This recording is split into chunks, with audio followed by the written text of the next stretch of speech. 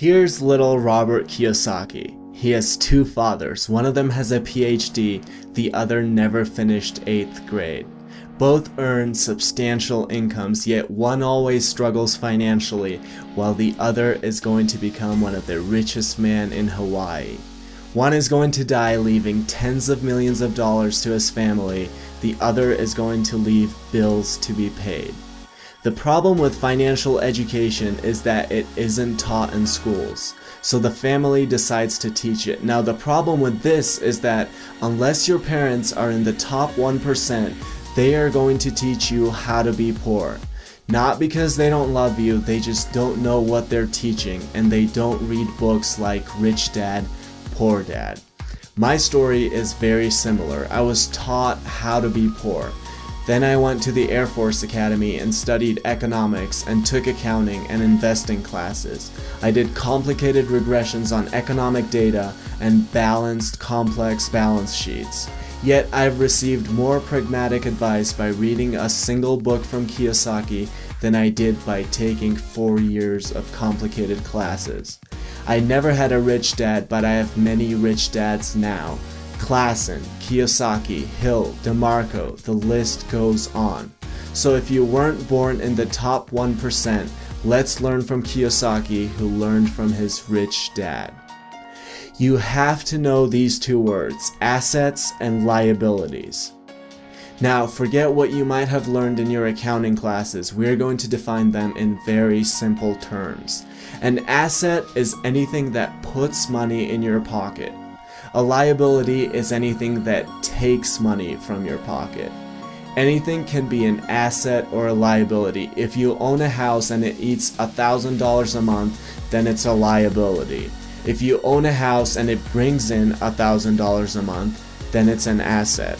Assets are things like businesses, real estate, paper assets, things like stocks and bonds. Here's why knowing this distinction is so important. Really try to focus on this. The poor only have expenses. The rich buy assets. And the middle class buy liabilities that they think are assets. After graduating, if I had followed everybody's advice, I would have gotten a job which increases my income, but there are so many problems with that. As I got my job, my girlfriend and I would have moved into a bigger house. We would have gotten a BMW in addition to our Mustang. I would have bought the iPhone 6. The problem with all of this is that I would think I was acquiring assets while I was actually acquiring liabilities. I would have to pay every month for the house, for the car, for my expensive phone. In essence, unless you make a paradigm shift about what you do with your money, which is to buy actual assets, no matter how much income you earn from your job, you will just match it with your liabilities and expenses. Your friends might admire your iPhone 6 and you might look rich, but you will never actually be rich. Now, there's nothing wrong with having your job. I just don't have one because I'm operating from the assets quadrant. But if you are following the standard narrative of going to school and getting a job, chances are you're acquiring liabilities which you think are assets. That is the problem. So keep your job, but make sure what you earn goes mostly towards real assets rather than liabilities that seem like assets. And yes, eventually when you acquire enough assets, you won't need your job either. It absolutely blows my mind how people say, well, what if I lose money with the business, or the real estate, or the paper assets? They don't say the same thing about buying their second enormous TV, which will be worthless in a year and which creates a liability every month. I would rather lose all of my money starting a business than lose it by buying yet another TV I don't need. Even if I lost all my money, the lessons learned from starting a business would be infinitely more valuable than watching Dr. Phil. Here's another problem. It's not how much money you make, it's how much money you keep.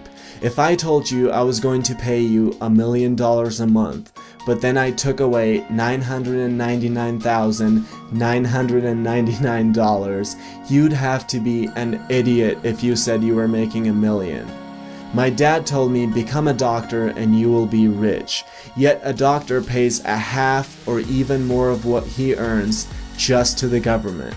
You get taxed when you earn, you get taxed when you spend, you get taxed when you save, and guess what? You get taxed when you die.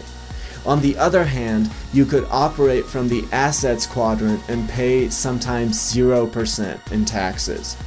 I have doctor friends who are more financially anxious than my absolutely broke friends.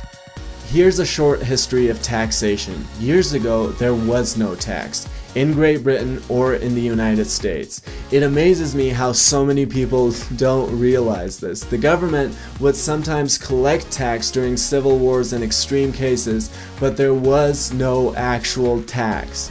Well, the government realized that the poor and the middle class were idiots. The masses looked up to the idiotic story of Robin Hood and actually admired it. So the government decided it was going to leverage that. It said, hey guys, let's put a tax on the rich so you idiots can get more money from them. Well, of course, all the idiots agreed and voted for it. The problem is that the government's greed grew bigger and bigger until the taxation trickled down to everyone, including the poor. But the rich didn't care. They were too smart for little Robin Hood. They easily found ways to avoid being robbed of their hard-earned money. So it actually hurt the idiots in the end, the poor and the middle class.